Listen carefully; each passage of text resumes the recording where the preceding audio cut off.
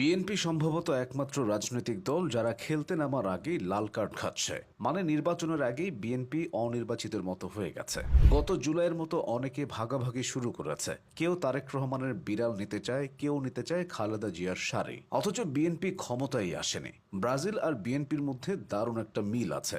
কিছু হলেই তারা ইতিহাস টেনে আনে। ব্রাজিল টানে 5টা বিশ্বকাপের ইতিহাস, বিএনপি টানে জিয়ার ইতিহাস। বাংলাদেশ ক্রিকেটের সঙ্গে বিএনপির প্রচুর মিল আছে। বাংলাদেশ ক্রিকেটের নায়কের অভাব নেই। ঢাবিয়ান, মোনালিসা থেকে মিনি সাকিব আল হাসান দলটায় সবই আছে। তাও তালগোল পাকিয়ে ফেলে।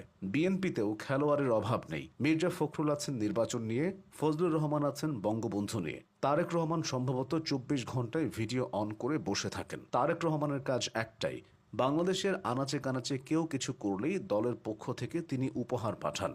গুগলে তারেক রহমানের উপহার লিখে সার্চ করলেই বুঝবেন। অথচ তার নামে ক্যাম্পাসে ক্যাম্পাসে শ্রবণের অযোগ্য স্লোগান হচ্ছে। কে জানে এই অভিমানেই তিনি হয়তো দেশে আসছেন না। তারেক রহমানের মতো আরেক ত্যাগী মানুষের নাম রাকিবুল ইসলাম। অনেকে তাকে যাত্রাবাড়ির সেক্টর কমান্ডার বলে। তারেক রহমানের নির্দেশেই রাকিব এবং তার সহকর্মীরা 5 মিনিটে যাত্রাবাড়ি স্বাধীন করেছে বলে দাবি করা হয়। যারা বলে রাজনীতিবিদরা পড়াশোনা করে না, তারা রাকিবকে দেখেনি।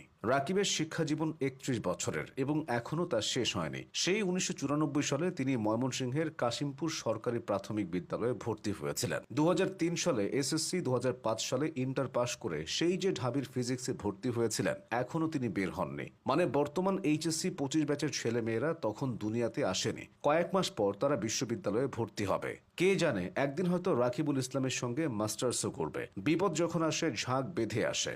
বর্তমানে বিএনপির ক্ষেত্রেও তাই হয়েছে। এসবের মধ্যে এক বিএনপি নেতার পথ থেকে 2000 পিস বা উদ্ধার করেছে বিজিবি। কক্সবাজারগামী একটি প্রাইভেট কার তল্লাশি চালানো হলে নূর মোহাম্মদ নামের এই ব্যক্তিকে সন্দেহ হয়। পরে তার পথ থেকে 2টি প্যাকেট উদ্ধার করা হয়, যেখানে 2000 পিস পাওয়া যায়। এগুলো তিনি কক্সবাজারে বিক্রির উদ্দেশ্যে নিয়ে যাচ্ছিলেন। পরে যা হওয়ার তাই হয়েছে। বিএনপি থেকে তাকে বহিষ্কার করা হয়েছে। এসবের চেয়ে খালেদা জিয়ার বিএনপি ভালো ছিল। দেশ চালাতে অন্যদের ঘাম ছুটে গেলেও তিনি সেজেগুজে পরিপাটি থেকেও দেশ চালাতে জানতেন। বর্তমানে বয়সের কারণে খালেদা জিয়ার হাল এমন হলেও আগে তিনি ছিলেন অপরূপ সুন্দরী। ছিল দামি দামি মেকআপ বক্স। সেসব মেকআপ বক্সের দাম ছিল হাজার হাজার ডলার। তিনি বিদেশ সফরে গেলেও মেকআপ বক্স নিয়ে যেতেন বলে তৎকালীন পত্রপত্রিকায় খবর পাওয়া যায়। 2005 সালে এক সেনা কর্মকর্তা খালেদা জিয়ার মেকআপ বক্স বিমানবন্দরে আটকে রেখেছিলেন, কারণ সেই মেকআপ বক্সে কোনো সিকিউরিটি ট্যাগ ছিল না। কিন্তু এতে সেই সেনা কর্মকর্তার চাকরি নিয়ে টানাটানি শুরু হয়েছিল বলে শোনা যায়। বর্তমানে বিএনপিকে নিয়ে সবচেয়ে বড় অভিযোগ চাঁদাবাজি নিয়ে। এই জন্য তারেক রহমান সারা দেশে চাঁদাবাজি, দখল সহ সব ধরনের অপকর্ম ও শৃঙ্খলা বিরোধী কর্মকাণ্ডের বিরুদ্ধে আরও কঠোর অবস্থান নিতে বলেছেন। কোনো নেতা বা